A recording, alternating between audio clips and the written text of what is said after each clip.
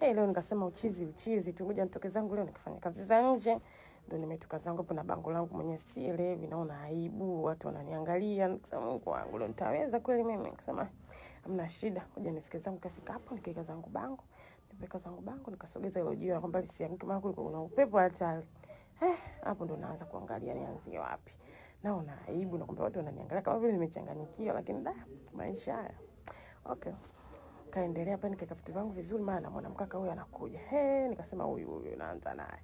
Nikamdaka hapo nakwambia, nikamwambia kaka, umeona bango hilo mimi nanyoa. Karibu. Akakubali, nimefurahi huwezi amini. Afu kaka mzuri huyo. Akatoa kofia naye ana mbwembwe akanivalisha. Wateja sasa. Mimi navaa kofia 2 tena. Jamani. Haya. Tukaendelea hapo nikamfunga basi nakwambia. Nimemfunga. Tunaendelea na story, kuna story namuuliza unanyoaje, akanielekeza basi pale. Kanielekeza pale, tumeweza kuelekezana nakwambia, nikaanza kumnyoa na mteja ana story acha tu, mimi nimefurahi na nilienjoy hatari kwa sababu gani, unajua story nyingi. Na baba mmoja akapita mwenyewe akawa ananiangalia mwenye maebu. Anatamani hata afuke aje pale, nakwambia kuongea anashindwa, ndio hivyo. Basi nisi tukaendelea tukanyoa na stories zetu nakwambia za maisha hapo, nakwambia ananipa story nyingi. Dada yangu sijui ni nani nilipambana, sijui mambo kibao. Wewe huwezi amini, nimefurahi sana kukutana na huyu kaka. Simjui, unajua simjui, enda kumjua. Ndio nimekutana naye hiyo siku ambayo tumefanya hii contact. Kwa ndio hivyo tukanyoa pale, tukanyoa story nyingi. Watu wanapita wanatushangaa, nakwambia mimi naona aibu, nakwambia. Nikasema Mungu wangu itakuwaje, boda ni mpaka kasimama. Macho amemtoka, utafikiri sijui anaangalia nini, lakini ananizidishia aibu tu. Nikamwacha lakini aangalie, sisi tukaendelea na kazi zetu nakwambia.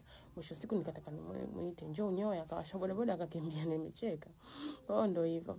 Tukaendelea zetu kunyoa tukanyoa mwenyewe pale, na wengine wakaja mpaka wanasogea, huwezi amini. Wengine wananiita majina mimi siwajui.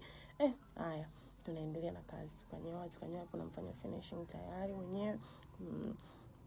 Namfanya finishing hapo, yupo tayari kwa ajili ya kuendelea na mambo yake, kwa sababu nimechukua muda kama nusu saa hivi. Watu wanapita nakwambia, wanaangalia kumalizia hapo mwenyewe. Mteja anaekaeka, huwezi amini. Anapenda kucheka, anapenda picha. Yaani nimefurahi sana. Yaani acha tu. Basi tu ndio hivyo. Mteja akanyanyuka akanipa 5, tukakumbatiana, akaniuliza unapatikana wapi, nikamwambia napatikana Sinza Kijiweni, ukija ni check kwenye namba zangu, nikampatia namba.